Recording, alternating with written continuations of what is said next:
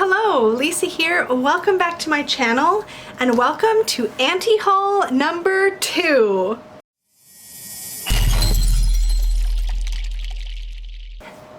So I am really excited to be making another one of these videos. I had so much fun with the first one, and I have a literal laundry basket beside me of things to talk about and show you and share. So I hope you have a beverage, a snack, or something to do, like fold your laundry or something, because we're probably gonna be here for a while. So I'm going to go through the categories that I used last time with maybe some slight modifications. I actually can't remember what I might have modified, but we're just gonna go through it. We're gonna see where we end up. And as always, I really want to start with a couple of disclaimers. So please remember, one of the most beautiful and exciting things about tarot is, just like with the world of books, for example, there are so many different things we have to choose from now. A bazillion, okay, not a mathematically correct number, but we have a lot of variety. And the beautiful thing about variety is that there is ideally something for everybody.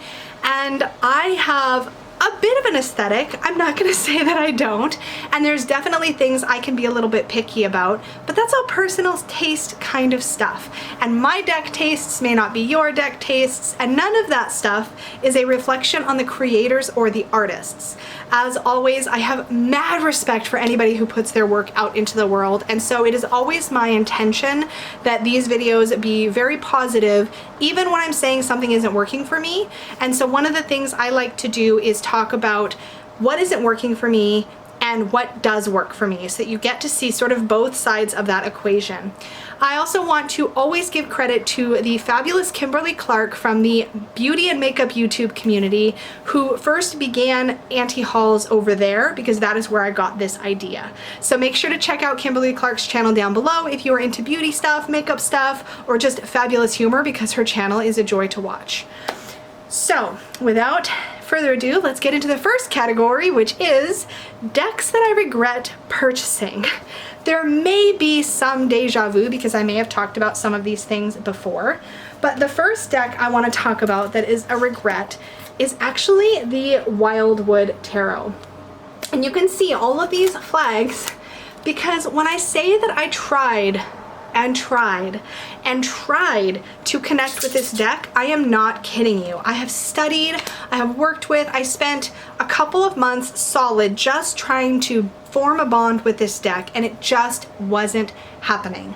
I really think that the main reason that is because this deck just does change the structure of the tarot in some ways that I just was not reconciling as much as I wanted to. I have mad respect for Will Worthington's artwork though. I'm going to show you some of the cards because this deck is actually beautiful. I did trim my deck, which I love this deck trimmed, and I also edged mine in a deep forest green. Edging does leave the backs a little bit wonky, just so you know if you're thinking of modifying it. I have some white left because I wanted to leave the titles on, as well as some white left on the sides. Again, the artwork is gorgeous, and if you enjoy Will Worthington's art, or if you really want, I will say, and I think this is important, I think that if you really want, if you have a small deck collection, if you really just want one or two good working decks, the people that I feel like have worked the best with this deck from other reviews and walkthroughs that I've watched are people who have a smaller collection and have the time and energy to really bond with all of the wonderful depth that you can find in this deck. I just think that because I enjoy changing my decks around so regularly, that decks that change the system on me just turn out to not be a great fit, because then I find it too jarring. I don't have enough time to really sink into the system, but it really is beautiful. And I think that's why I tried so hard to form a bond with it, but it wasn't happening. And I'm kind of sad about it, but I am going to be rehoming my copy. Peggy's sneezing, can you hear her? Everybody say bless you! Bless you! She's still sneezing. And now Bruno's gonna howl. She's like, thank you. Bruno likes to howl when she sneezes. Okay, so that's the first one, and we're already 5 minutes in, so as I said, it's gonna be a long one. But But here's what I love instead, and this is a really fun one to do because the one that I love instead is also illustrated by Will Worthington. So this is the gorgeous Druidcraft Tarot, and I am a hardcore fan of this deck for multiple reasons. First of all, this deck blends the spiritual energy of Wicca and Druidry, and while I am very much an eclectic witch now, I definitely started off with a Wiccan roots or Wiccan foundations, and I also really enjoy Druidry, Druidic magic, and the things that I've read about that. This deck and the book alone is absolutely gorgeous. When I say gorgeous, let me back up. Aesthetically, it's not full color, but it is high quality. Everything's in kind of this monotone, like reddish brown color. I wish we had bigger images of the cards. I wish some things that way. But the meat, like the actual stuff in the guidebook, is so, so good. I've highlighted so much in this book, and it is why I am using this particular guidebook in my Tarot Memoirs series, which I will link up in the cards, for the minors, because there is really wonderful stuff here in the minors. There's some numerological information. There's lots of meaty information on every number. So the 9s has like a page and a half of wonderful info. Love this guidebook so much. And there's a couple of spreads from this book that I have put into my permanent collection of spreads to reach for because it's that good. The artwork, I've also trimmed this deck. I keep it in this really cool Peggy bag with these like little branches on it, which I think is so perfect for it. I used a large corner rounder and I trimmed all the way around, got really close. Some of the text is cut off, and I can be really funny about stuff like that, but it doesn't bother me on this deck. The artwork is beautiful. Again, I still get to enjoy Will Worthington's artwork, but what I really appreciate is A, I love every single card image, and B, this one holds much truer to the Rider-Waite system for the meanings for every card. They don't restructure the majors in this deck, but you do get some similar themes and some of the same depth that you get in the Wildwood Tarot, but without straying quite so far from what I'm used to. And this deck is wonderful. I thoroughly enjoy working with it. It also has, to me, a much more masculine feel than some of the other decks in my collection. And so it's a really great one for me to reach for male clients. One of the examples of that is, and it took some time to grow on me actually, is the 3 of Cups. Because we usually see the 3 of, I was going to find it, but as is always the case when we do these sort of things, it's going to be at the bottom of the deck. What I like is that the 3 of Cups is all boys, and typically we see a 3 of Cups as all girls. Oh, we're in number order, of course, because I've been using this for my Tarot Memoirs, of course. So there is our 3 of Cups, and it's 3 guys hanging out having some bro time. So I think that's cool. And I edged mine in a matching brown to the backs. So that's what it looks like.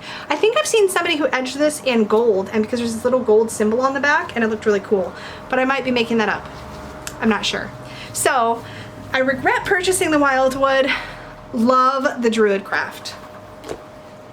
The next deck that I regret purchasing, kind of, is the Tarot Fauna. And this deck is totally my aesthetic. I want to just say, I absolutely love looking at it, but I found that it just didn't read for me the way that I wanted it to. I will say that the cardstock is beautiful, but it ended up feeling a little bit shallow to me, and that was just how I engaged with it. It was cute. I loved seeing all the illustrations. I think the artwork is adorable, and I live for the river otters, which are in the suit of water in this deck. I don't know if this is one I can bring myself to rehome because I enjoy having it, and I might need to give it another chance actually as I'm looking at it. Because it's just so sweet, but for whatever reason, when I tried to work with this for an entire week, it just wasn't doing it for me. I will link my video, if I think of it, of my weekly deck reviews either in the cards or in the description box down below so that you can kind of see. But I don't have a lot of animal tarot decks that I have really bonded with, and this one just didn't do it. So we'll see. I do think partly some of my issue is the writing in the digital guidebook that I got a hold of. that threw me a little bit. It just wasn't my style. It wasn't giving me the info I wanted, I think, for how the artwork depicted the meanings. So that could have been part of it. But there is an animal deck that I have bonded with and I absolutely adore, and it is the Naked Heart Tarot by Jillian Wild. And this is the one I reach for in the same sort of situations where I might have reached for the Tarot Fauna. Jillian did an incredible job with this deck. This is the 4th edition. I have personally retired, but am not getting rid of my 3rd edition, and I'm working with the 4th edition now. But I just think she did, mine's still in order because I did a walkthrough comparison of the 4th edition, but she did just a beautiful job. While there are wonderful animal messages throughout this deck, each card really beautifully depicts the meaning of that card. The cards, while simplistic in the way that they are depicted, like there's a lot of white space, they feel very clean. They also are very rich with symbolism. There's astrological symbolism, there's elemental symbolism that you can find throughout these cards. I love this hermit. I say it every time, but the minors are really, really well done. Like, look at this 7 of Wands and the sort of ferocity of that bobcat. At least I think that's a bobcat. The gazelle for the 8. And in her 4th edition guidebook, she really did a wonderful, wonderful job giving these beautiful little animal messages. She called them familiar whispers. So in the 6 of Wands, where we have a horse, and the guidebook has just a teeny tiny little thumbnail image of the card, and I'm fine with that, because this book does fit with the cards in the box. It'll say like horse familiar whispers because there's a horse in that card, and it says you are worthy of this attention, and that's the 6 of Wands.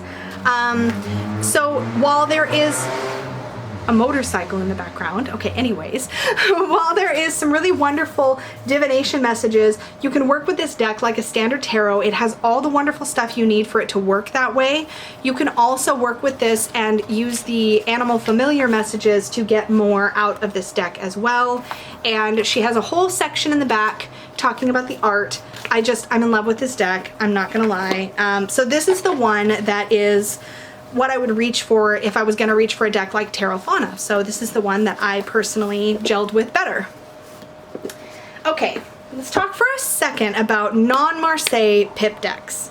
So there is one that I regret purchasing, and I ended up with 2 copies of, and I really need to do a giveaway or something and find new homes for these. But in the meantime, I have 2 fully trimmed copies. One I trimmed myself, one a subscriber sent to me after she had trimmed it, of the Crystal Tarot. So this is what the trimmed backings look like, and they are a pip style deck. The artwork is pretty, but what I found was it was just too chaotic and busy feeling for me. I was originally attracted to it because it has this like stained glass kind of aesthetic, and I thought it was really beautiful, and it is, but I just found that it was just too chaotic feeling. That's the word that keeps coming to mind.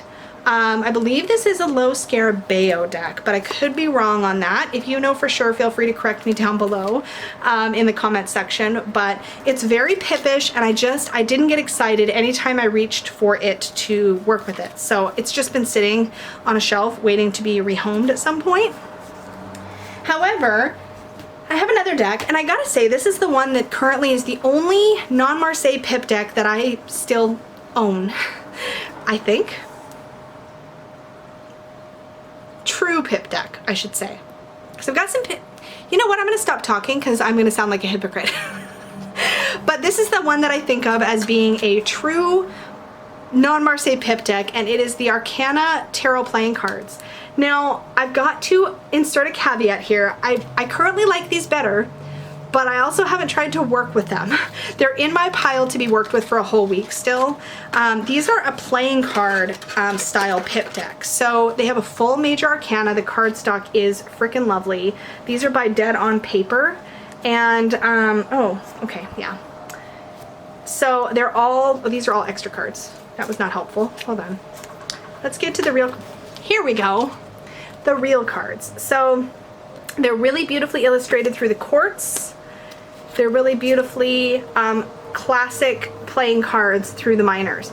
But even though it's playing card, you have a nod to what it is. So these are the spades, and if you look, you can see that these are the swords. Yeah, there's a little sword symbol. There it is. I knew it was on there. So right there, there's a little sword symbol to remind you that these are actually the swords. The spades are the swords.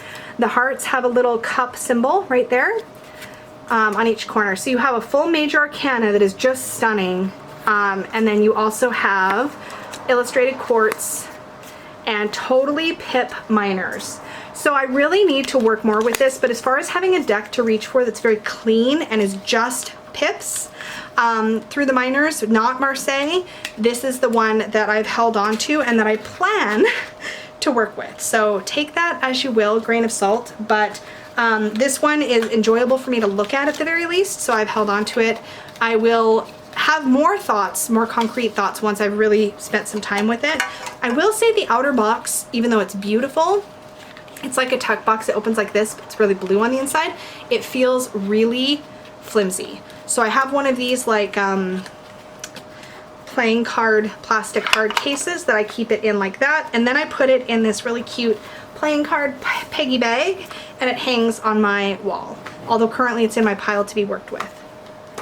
I have a sip because we're 16 minutes in and I have a lot still to talk about. Okay, so the next deck I'm going to talk about is the Tarot of a Moon Garden. This is another deck that I regret purchasing. I mean, I do and I don't. I got it locally cheap for like $6. I have a Peggy business card in here for some reason. Anyway, this is what the backings look like. It was like $6 from somebody locally, and aesthetically, I really love this like 90s kind of night garden unicorn kind of aesthetic. It's very fairy tale feeling. It feels like fantasy. It's really, really cute, but the minors are too pippish. And I was like, great, I have a pip deck I can, I said dep. I have a pip deck that I can work with. And I got kind of excited, but I freaking hate with like a passion the borders. And this is so classic of decks at the time, but if this artwork took over the whole card, or if the borders were such that I could easily trim them without just making it all look horrible, I probably would feel differently about this deck. But every time I see the borders, I get irritated. And the borders are decorative. I think that people who like decorative borders might really enjoy them, but they just bug me because they make the art seem so hemmed in, and I just can't. There's also, you know, some issues with some of the minors, like this is the 8 of Swords, are really Rider-Waite-Smith, like this 3 of Swords. And then some, this is the 7 of Swords, and that's even still a little bit Rider-Waite-Smithy. Some just feel kind of pip, so it's almost like it's not sure what it is. Like the wands are fairly pippish. This is the 9 of Wands, the 9 of Staffs. I mean, I do love that there's unicorns through this deck, but I don't know. There's something that just isn't doing it for me. And I did try because I was like, it is pretty, and I mean, I paid $6 for it. There's a part of me that's tempted to hold on to it for a while longer, so Peggy's going to hang me a rack up high where I can put some decks that I've kind of retired that I don't really want to rehome yet. I'm not sure if I'm going to keep them long term, but that I'm not jiving with. So, but here's what I love instead. And this is a similar kind of feel, artwork and time-wise. This also feels very much like a 90s deck, artwork-wise. And that is the Crystal Visions Tarot. I keep mine in this Peggy bag here. This one was a US Games deck. Love the backings. And this one is edged. I had some trauma with the edging because I purchased this deck secondhand. It had already been trimmed, already been edged, and the edging just kept wearing off. I kept having to rub it with towel until it would stop. So I don't know what marker was used, but anyway, I love this. This gives me all of those wonderful sort of 90s fantasy novel kind of vibes. All the beautiful colors. It's absolutely stunning, and it just ticks all of those wonderful boxes that I think I wanted the Tarot of a Moon Garden to tick for me, and it just does it so much better. Some of the perspective in the art on some of the figures feels a little bit off, and it can throw me sometimes, but I forgive it because the way that each card is depicted is absolutely beautiful. When I first picked this up, I really thought this was a Rider-Waite-Smith clone, but it's not. It's very Rider-Waite-Smith, but a lot of these cards go their own way and depict the meanings of the cards in a way that's meaningful. I love this Eight of Cups. This actually reminds me quite a bit of the Eight of Cups in the Lightseers Tarot, which is also somebody who has, in that case, somebody has set off a burning bowl into water and is turning away. But I love this idea. She's got all her cups sort of in the water and she's walking away. I love it. Some of the guys in this deck throw me a bit. Stampeding unicorns for the Eight of Wands makes me happy. And there is an extra card, the Unknown, which I also enjoy. I usually enjoy extra cards, if I'm being honest. I most always use them. I just enjoy the shake-up in my readings. Yeah, here's one where I feel like the bodily perspective is just slightly off. Something about the proportions is off. But again, I forgive it because it's fantastic. I'm 20 minutes in and there's still so much to go. So, I think that was it for decks I regret purchasing. I just realized my tablet fell asleep, which is where my notes are. No! Okay, let me get back into that and put this away. Okay. So, the next category, is currently available mass market decks that I do not plan on purchasing. So the first one of those is the Mystic Mondays Tarot. So I will throw a thumbnail image of that deck up in the corner for you. It's vividly colorful, it's stunning, but it feels a little bit, again, shallow to me. I think the artwork is really interesting and really unique. And I might be slightly turned off by the deck because I saw so many people get this deck originally when I think it was originally a Kickstarter, and a lot of people received decks that just, they had problems separating the cards, there was damage, there was just a lot of issues, and a lot of that stuff is completely outside the deck creator's hands. It's kind of how it's handled after that. But sometimes that just, when you hear enough of that stuff, it can throw you off a little. The current editions, because it has been picked up for mass market, I have held and touched and I've almost bought it so many times, but I think what I realized is that it was just too abstract for me in too many of the cards. So when I was thinking of something that had that sort of almost vector graphic style art where it's very clean and straightforward, the deck in my collection that does that for me in a way that I really like is the Sun and Moon Tarot by Vanessa DeCourt. And I've trimmed mine so it's a really, really cute size and shape. I trimmed all of the borders off and all of the titles. This deck did have a bit of a Thoth, quite a bit of a Thoth influence. I blackened the edges. I think the backs look great after this deck is trimmed, and it's a really nice size now. I found the Thoth keywords to be a little distracting, was the word I was looking for. I do plan to eventually study Thoth as a system, but I wanted to just be able to read this based on the images, and I really have enjoyed working with it that way.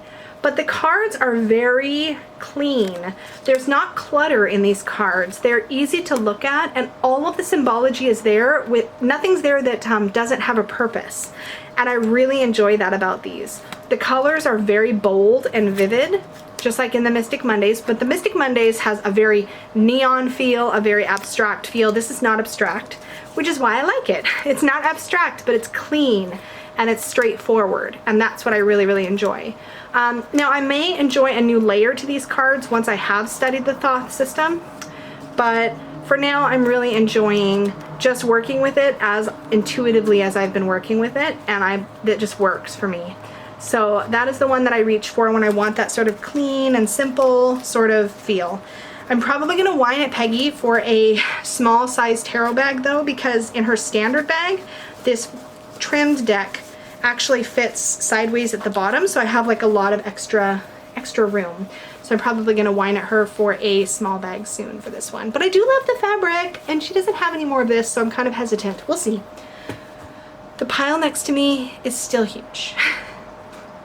So another deck that is currently available on the mass market that I am not going to pick up is the Tarot de la Nuit, I think I said that right, which I think translates to Tarot of the Night. I was really intrigued by this deck at first because it has this kind of gothic-y, vampy feeling, but when I started to see walkthroughs, I was just like, nope, not my style. It's a little too body beautiful, and it's funny to me because I actually have a lot of decks that are like that, that have that beautiful body imagery, but sometimes it bothers me and sometimes it doesn't, and I don't know that I fully pinpointed when and why those differences come up. But on that deck, it definitely bothered me. It also felt very video gamey, the art. I like to video game, but for some reason, I don't necessarily like to see that in my tarot decks. So when I want to reach for a gothic-y, dark kind of deck, I reach for, oh look, there's a sunbeam. Cool, sorry. I don't get a lot of sunbeams because this is a shady side of the house. Anyway. I reach for my Bohemian Gothic deck by Baba Studio. This is great, and some of you may realize or may know by now that Karen and Alex at Baba Studio have opened up pre-orders for a limited run print of the full-size guidebook for this deck, which at the time that I bought this deck, the full-size guidebook was out of print. Why are some of, oh, I know why some of my cards are upside down. I bet Peggy used these for photos. Anyways, I'm not bitter. It's fine. It's fine. These are the backings. This deck is really, really beautiful. It was my first Baba Studios deck. I definitely fell in love with it. I used it during the Halloween season last year, and I really enjoyed it. I've reached for it a few times since for shadow work, or just when I felt called to work with these particular images. I will say this is not a deck I would necessarily recommend for somebody brand new to tarot, because a lot of these images can be a little trickier to see the traditional meanings in, but the world that is depicted is extremely immersive, which is something I really tend to enjoy in decks. And once I have the full-size guidebook, I have a feeling I'm going to bond even more with this imagery, but I really have enjoyed the work that I've done with it so far. And I don't have a lot of decks that I consider to be darker decks, so I don't feel the need to have a lot of those in my collection. And so far, this one really fits the bill beautifully. So I decided not to purchase that Tarot de la Nuit. The third deck in this category of mass market decks that are currently available that I am not going to buy is the Spirit Within Tarot by Stephen Bright. Now, pause for just a moment because I forgot this disclaimer in the beginning. I reserve the right to change my mind. One moment. I've been filming a lot of videos today, so I'm like totally losing my voice. I love the deck by Stephen Bright. I will put some images up there, or an image, depending on what I find. I think the deck is brilliant. I think that it beautifully shows silhouettes. I've drooled over this deck for a long, long time. But what I ultimately decided is that I didn't love the modern silhouettes. Something about it. It felt very masculine, which I think is extremely needed in our tarot community, and I think a lot of people really, really enjoy working with it. But I ended up finding a different deck that had that silhouette feel in an aesthetic that I felt was more my style. So I ended up picking this deck up, and then once I got this one, I was like, I don't think I'm ever gonna buy Spirit Within. Again, reserve the right to change my mind because I still look at it sometimes and I'm like, maybe I do want it. But I think right now it feels like it might be redundant in my collection because I have another one I would reach for first. And I keep that in this bag, and it is the Healing Light Tarot by Lo Scarabeo by Christopher Butler and published by Lo Scarabeo.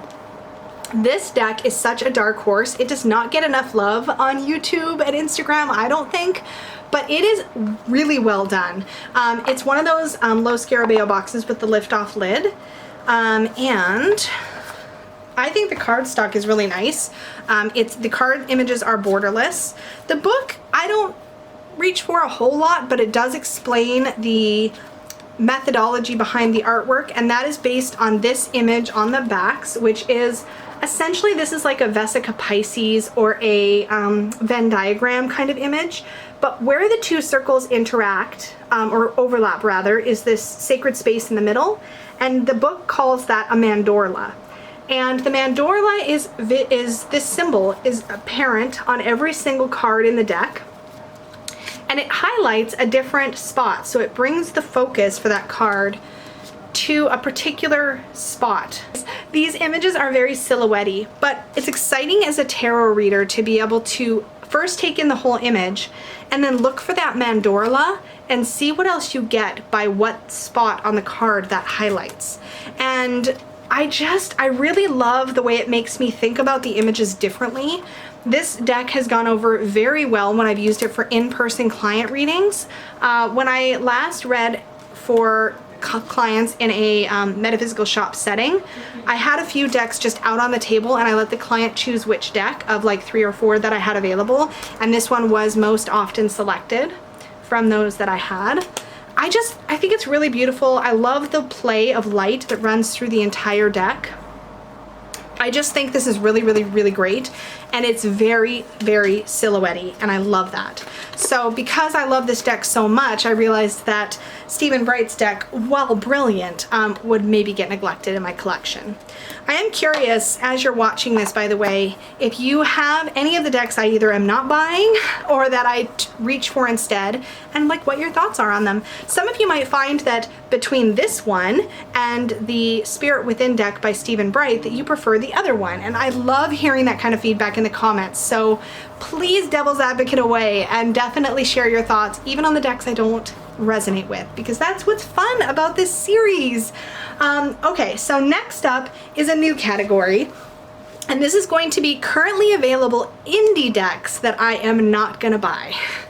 So the first of these that I want to talk about is the El Goliath Tarot.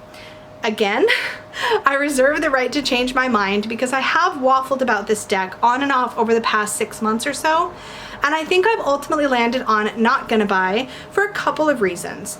The first reason is that the deck is intense to look at, but some of the images are hit or miss for me. Whereas I'd say about half the images I'm good with. There's about a quarter that are outstanding, and then there's about a quarter that I'm like, nope. And it just isn't quite cohesive enough for me and my tastes and my personal opinions about the meanings of the cards for me to want to jump on it. It's also a black and white deck, and I have to tell you, there's only a couple of black and white decks in my collection because I am a fan of color. I love color. And some of the decks I've had the hardest time bonding with have been decks with muted colors or monochromatic decks. And so I think that's really a biggie for me. That being said, I believe that Goliath is working on some updates to that deck, and if the changes are really exciting, I might change my mind and want to leap for it. But for now, it's just not speaking to me the way that I would want it to speak to me. I think I just kicked the camera. I'm sorry.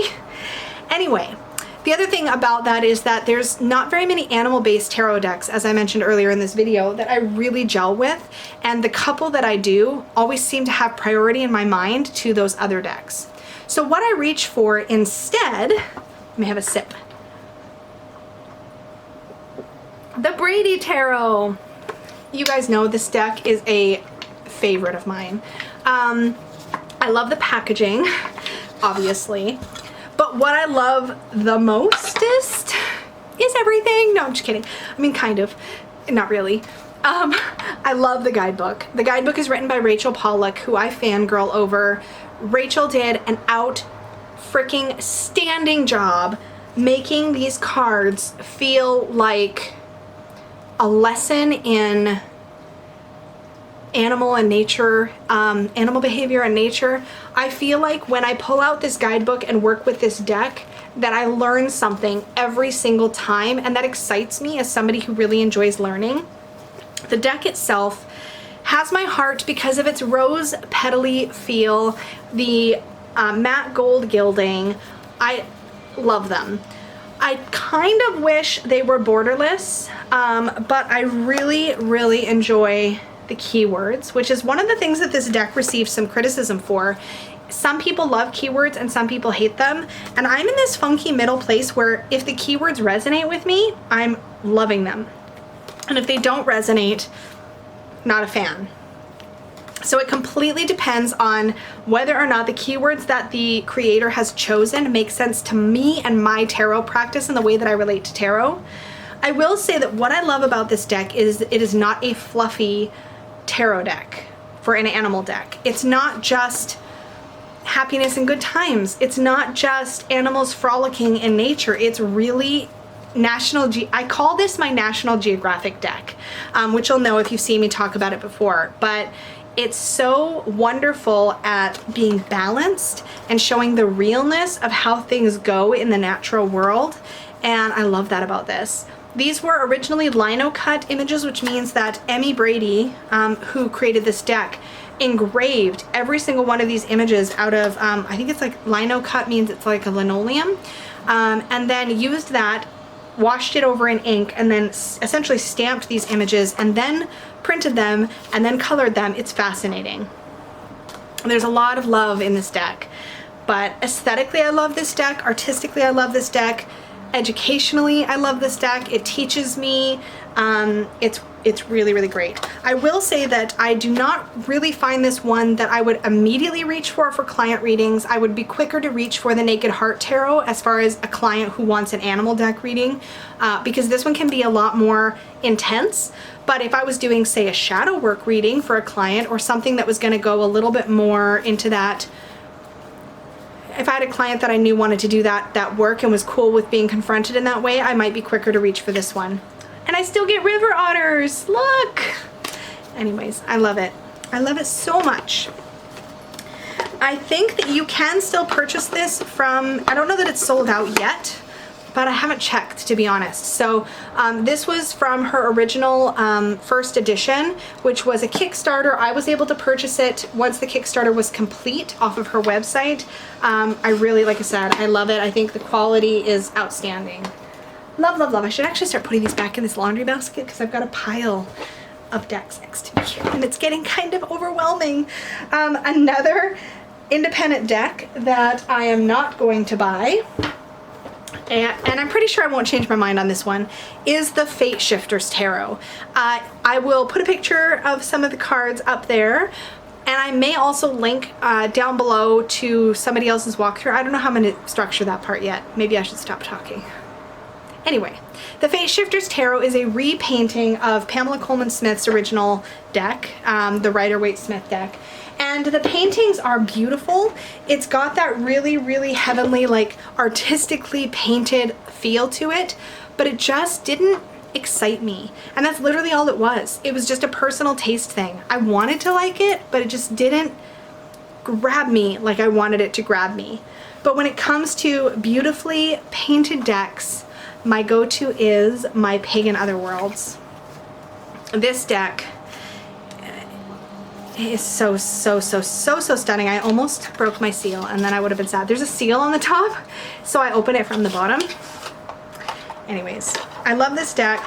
There are extra cards in this deck. I haven't actually worked with it while I shuffle those extra cards in because they're moon phases. Although next time I work with this, what I might do is shuffle these in. There's moon phases. I do use the Significator card, the Seeker. I either shuffle this into the deck and look for what's around this if I'm using this as a significator that way, or I just set it out on the table and use it to focus on. These cards are so gorgeous. Aesthetically, they're stunning. The stock that these are printed on is a playing card style, really nice linen finish. They are glorious to shuffle. They feel like they will last a lifetime. The images are stunning, painted images. It's pip style, but you get a feeling for the Rider-Waite-Smith scene, and you can put yourself in that scene, which was the creator's intention. Some of them are a little more pippish, like this Two of Coins, but it's still very, very reminiscent of the scenery or the landscape that you see in the Rider-Waite-Smith. Here's our Four of Coins.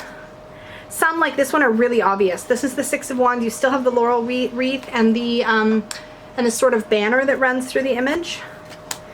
Our wheel. Yeah, I love this deck. I think as far as any kind of pip deck goes, this is my favorite. There's enough there for me to play with. And I can lean into my Rider-Waite-Smith, or I can lean more into numerology, because there's that spaciousness available. I love this deck. I really do.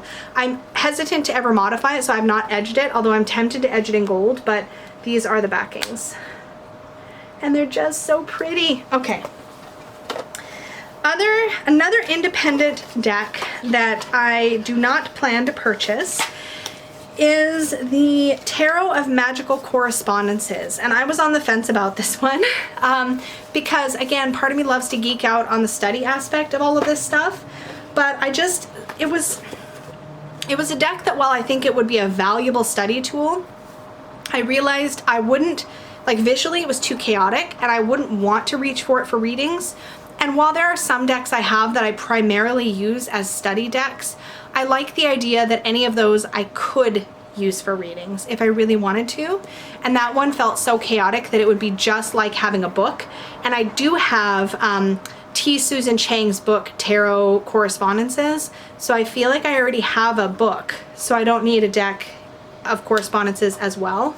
So I decided I didn't want to buy that one, but it is very well done. If you don't already have a good resource book, or you like the idea of having a study deck, I think the Tarot of Magical Correspondences could be a really, really powerful thing to have in your toolkit. What I decided to do instead, and this is a bit of a sidestep, is I decided to purchase the independent deck, the Tabula Mundi deck by M.M. Moline. This is what the box looks like. This is the Colorus Arcana edition. I have to say, this was not an inexpensive deck to purchase, but it is aesthetically and production quality wise. Look at this fat ribbon that pulls the cards out of the box. Like, it's gorgeous. And I got this as a study deck primarily because I have not yet studied Thoth, and this is a Thoth-based deck. But what actually inspired me to get this deck, and the reason I'm thinking about it in this category, is because I was inspired by the podcast, The Fortune's Wheelhouse, which is a podcast that has been produced actually by M. Moline, the creator of this deck and the artist behind this deck, and T. Susan Chang, who wrote Tarot Correspondences. And so in the podcast, the two of them discuss all of the symbology and all of the meanings of every single card in the deck. They have the entire deck completed now on the Fortune's Wheelhouse podcast, and I think they've started to make some new episodes as well. But what they've done, are these the astrology cards? Oh no, these are still a major arcana. I want to use this deck to study Thoth, but also I know, because of listening to the Fortune's Wheelhouse and listening to Susan Chang and Emmeline talk, that this deck is ripe with all of the same kind of symbolism that is present in the Tarot of Magical Correspondences. There's a lot of thought given to what colors are used, the Hebrew letter, the Kabbalah Tree of Life, everything is in here. So I felt like visually I could use this just like a tarot deck, but if I wanted to really get deep into the esoteric symbology and the studies, this deck would do it. I'm not overly fond of the backs, but I will say I think that's mostly because I don't understand them. There's a lot of symbology on the backs, so once I know more how all of that stuff works, I think that I will get a lot more out of it.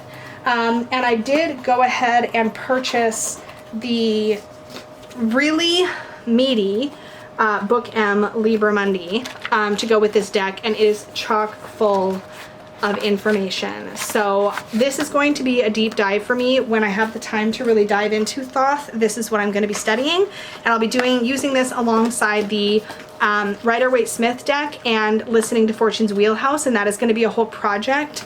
But anyway, I passed on Tarot of Magical Correspondences and instead went for this boy. This deck.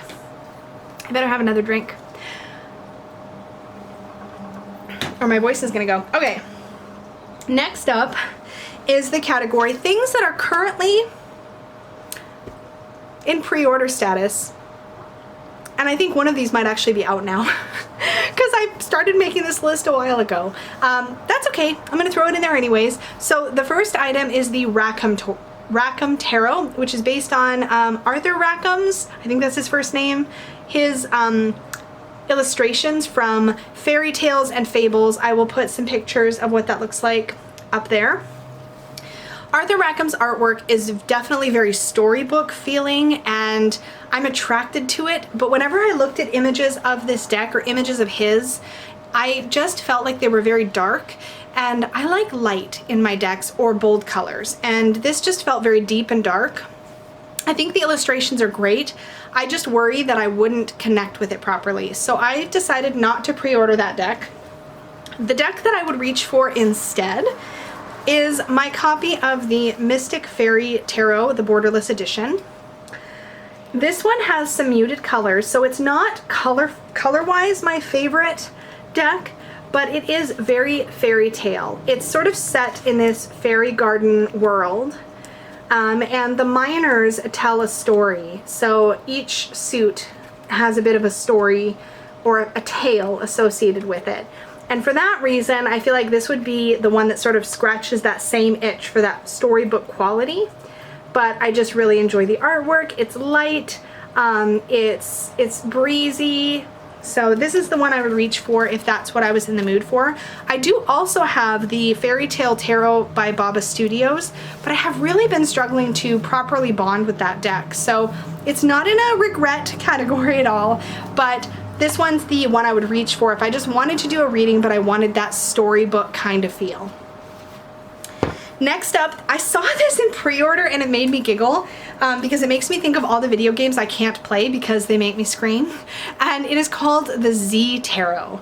If you haven't seen this yet, I think it's in pre-order status from a mass market publisher because I think I saw it on Amazon, but it is basically a zombie tarot. And it's a zombie tarot in that like horror kind of aesthetic. So it's kind of scary. And I just can't do it. But I do have a zombie tarot deck that I love, and that is the Zombie Tarot. And I have it in one of these like OG Peggy bags, one of the first ones she ever made out of just some random fabric. But it's got like little ropes and chains on it, so I thought it was perfect. She has another fabric that's kind of 1950s themed that I think I might swap out and put in this deck in because it's got a 1950s feel to it, but this is what the guidebook looks like.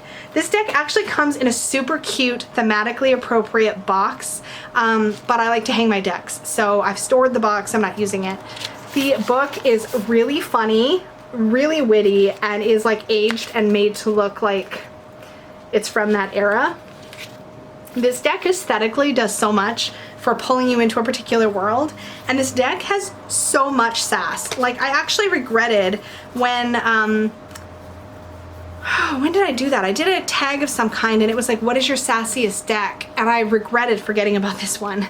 This is what the backings look like.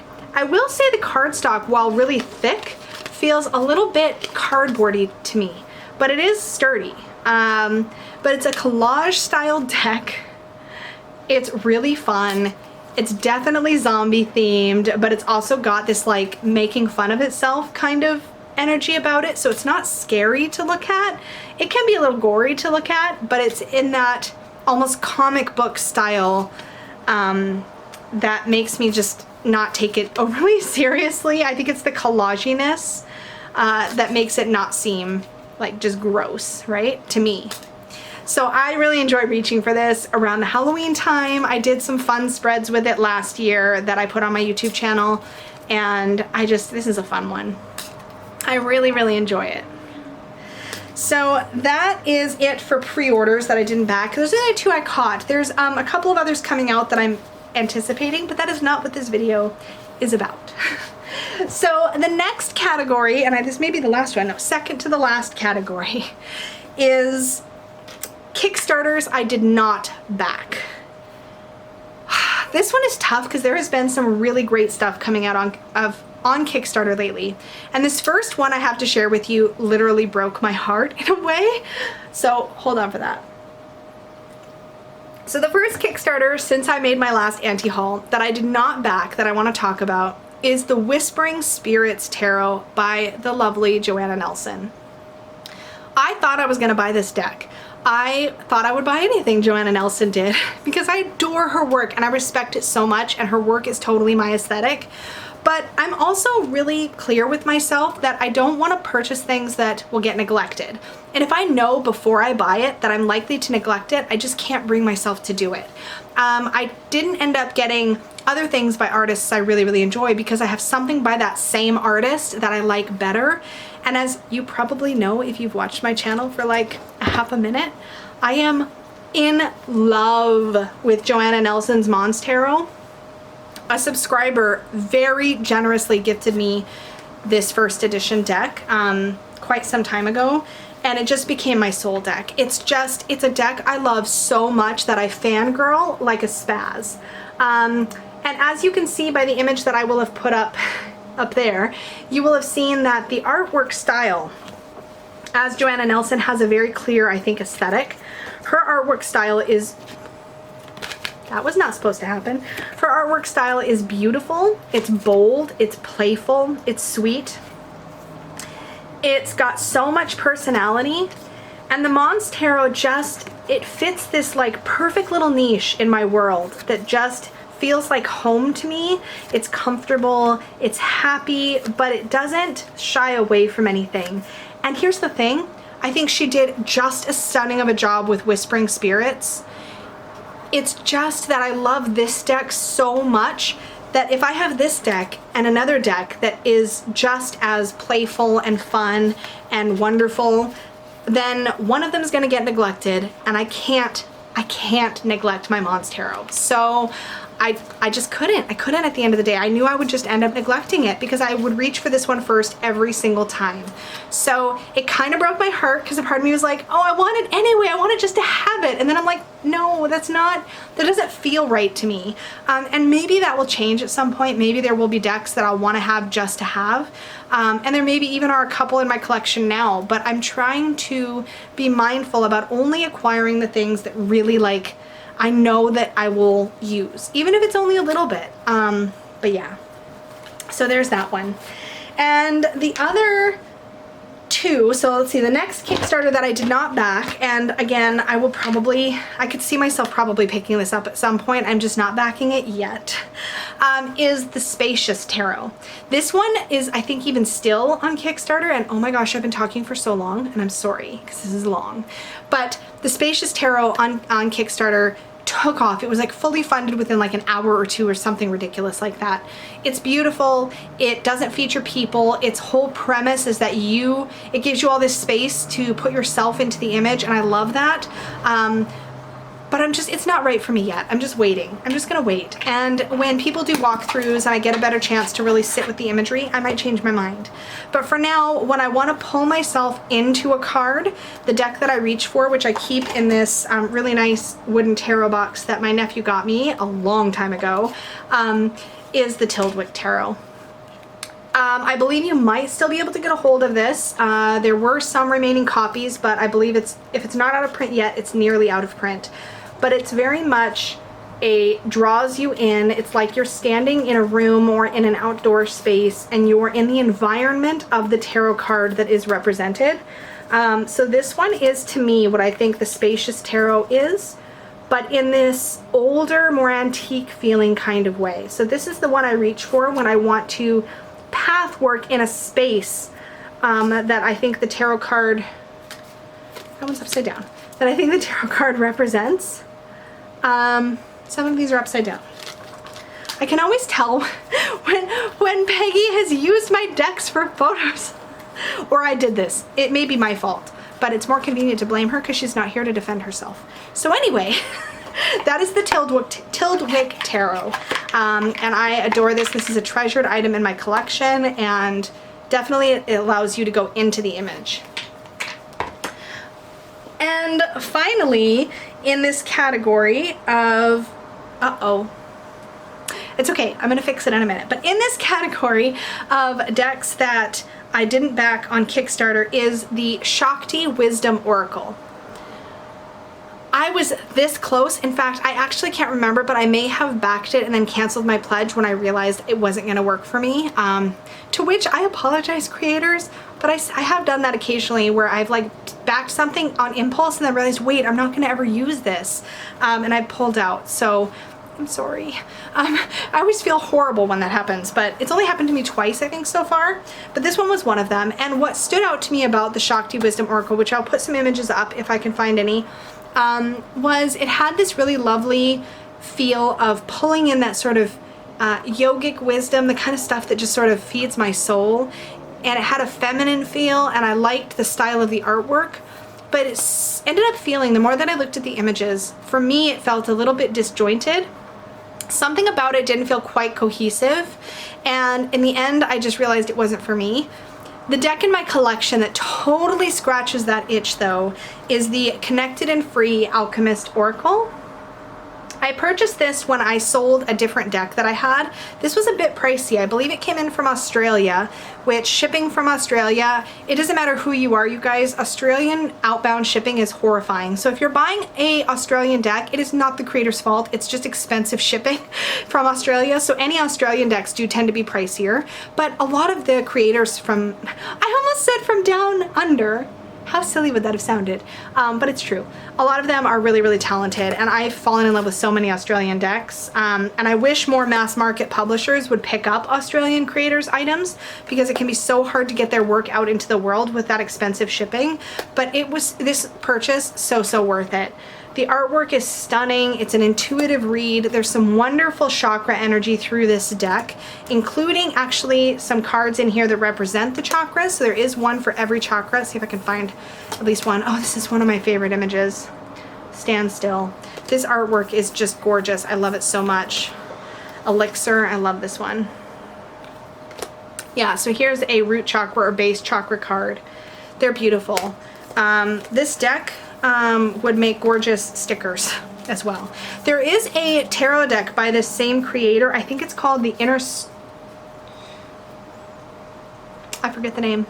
Inner Star? I forget. The publisher is Inner Hue. So if you look them up, they do have a tarot deck that is gorgeous, just not my style. But I love the Oracle deck, and the guidebook is really, really good. The only thing I don't like about the guidebook, this is such a pet peeve, but in the beginning, the creator basically says that there is no order whatsoever to the entries in the guidebook because they want you to not rely on the guidebook. But I feel like I'm a grown-up and should be able to make my own decision about whether I'm going to rely on the guidebook. And if I want to rely on the guidebook, I want to be able to actually find the cards in here easily. So that annoys me because I have to like search and flip through until I find the card I'm looking for, because the cards are not numbered on the cards themselves and the entries are not alphabetical. So that's annoying. Please, creators, don't do that. Let us make our own decision. And it could have just been making the best of like a printing mistake where they're like, oh shit, we didn't remember to put these in an order. And that's fine, I get it. Like, do what you need to do to you know, make your decisions, but it just, something about it just rubbed me wrong. I'd rather make my own decision that way. So that one lives in that purple bag, but I love the deck, you guys. I love the deck. I love the guidebook. As far as the words and the entries, I just didn't like how it was put together order-wise, right? And the last category I have is out of print insanity. So actually this anti-haul will be slightly contradictory to my last anti-haul, but I think I may have decided to give up on the Tarot of Delphi. Now, with that being said, if it comes back once it's produced, if I can get my hands on it, then I might be convinced to change my mind. But that has been the classical art deck that has had my heart for a really long time. But the prices that this deck goes for, being out of print, are insane. I don't have that kind of money, and even if I did, I'm not sure I could bring myself to purchase a deck of cards. And who knows, I will probably eat my words someday on a really expensive deck, and I have certainly spent more than that on, or that amount of money on my tarot tiles and my Lenormand tiles. So it's not that I'm unwilling to spend the money, but it's hard for me to spend the money just because it's out of print. Does that make any sense? That being said, I've also heard there was another deck that same creator has been working on, which I think is called The Beautiful Earth. That might be the wrong name. There's another deck that looks stunning that the same creator put on, I think, Kickstarter. And I believe there's just been a lot lacking in the realm of updates on that Kickstarter campaign. A lot of the people who backed it feel like they've been waiting a long time and getting very little information from the creator. And to be honest, that's a huge turnoff as a backer. Even if the communication is, I'm sorry, there's been no progress, I want to see regular updates when I back a campaign on Kickstarter. And so when communication drops off, it does make it hard for me to want to back that creator's projects in the future. Most of the Kickstarter campaigns I've participated in have been amazing for keeping people posted. The favorite one, the best one I've had so far, the best experience has been Chris Ann Donnelly's Lightseers Tarot. She did an incredible job keeping her backers posted, involving them in the process, keeping everybody up to date, being really transparent and ethical about how she ran her campaign. Creators, look to her. Look to 78 Tarot, who also does an incredible job. Katie Welsh and Trish Wilson. I hope I didn't just mix up their names. They do a great job with 78 Tarot. That one has also been wonderful. Just transparency, right? But because of that lack of transparency in the creator's current campaign, I'm really nervous about backing, even if Tarot of Delphi comes back out on Kickstarter. If it comes back out and there are extra copies once the campaign is completely finished, then I may go for it. But right now I'm feeling really hesitant. That being said, some of that hesitance may be because I found a different fine art deck that I absolutely love. And while it's from a different era of art and has different kinds of images, I love it so much, and that is the Revival Art Tarot by Taroko Studios. Bring it in front of my face so it'll focus. These cards are just absolutely gorgeous. This is one of my favorite images ever for the Six of Cups. I will say that this deck is very easy to work with. The images selected beautifully depict each card. There is little guesswork. There's tons for your intuition to do. This would be, or like tons for your intuition to kind of pick up on, is what I'm trying to say. And there's just not a lot of guesswork. Everything makes sense. It's just been really, really, really skillfully done. The artwork is clear and crisp, particularly because these are based on existing artwork where you're relying on scanned images to create scanned or photographed images to get your deck. I think that given that, it's just really, really well done.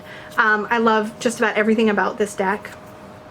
The artwork of the Revival art period, from what I've been told, is a little darker than, say, other periods of art. So this deck can feel a little bit dark in its tones, but it's just so well executed.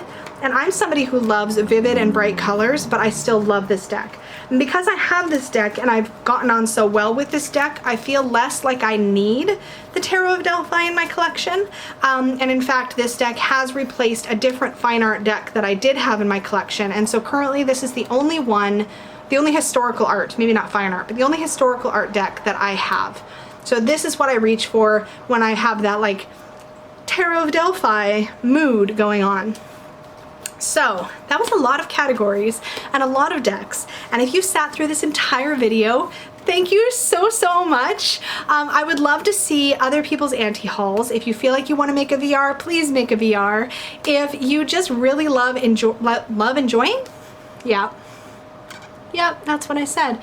If you love watching these, let me know down below. Your feedback has been one of the main reasons why I have decided to keep this ongoing as a series on my channel. I really enjoyed doing this series. I think it's wonderful antidote in our community on YouTube, because I think we see a lot of people like myself who have pretty decently sized, as you can see hanging behind me, deck collections. And I love having a variety of decks. But I also like to be mindful about what I purchase and make sure that it's something I'm going to use and enjoy. And this series is really wonderful for helping me to realize what I have right in front of me. So I really enjoy doing that. I think it's really helpful to understand that you don't need many, many tarot decks. You might enjoy and want many, many tarot decks, and that's totally fine. But I don't want anybody to ever watch my content at any rate and think that to be a tarot reader or to be into tarot, you have to have a lot of things, because you don't. And if I only had one or two decks, as I did for so long, I would still be playing with the tarot because it has so much to offer. And I just think it's really fun to look at different kinds of art. I think it's fun to compare and contrast different decks. I just love my mom's tarot. I just love this experience of sharing and talking about the art and like what I like and what doesn't resonate. And I hope to always do that in a way that comes across as I intend it to be, which is respectful to the creators, appreciating their work, and offering my own personal opinions and having it be just about that. So just remember, when you're engaging in the comments below, to tell everybody like what it is you do like, don't like. Do you agree with me on some of these choices? Do you disagree? However you choose to engage, let's remember that our creators out in our community are people too and have feelings, and we want to keep it kind, right? We want to keep it kind. So with that being said, I can't wait to hear your guys' feedback on anti-haul number 2, and I am going to talk to you all again very soon. So for now,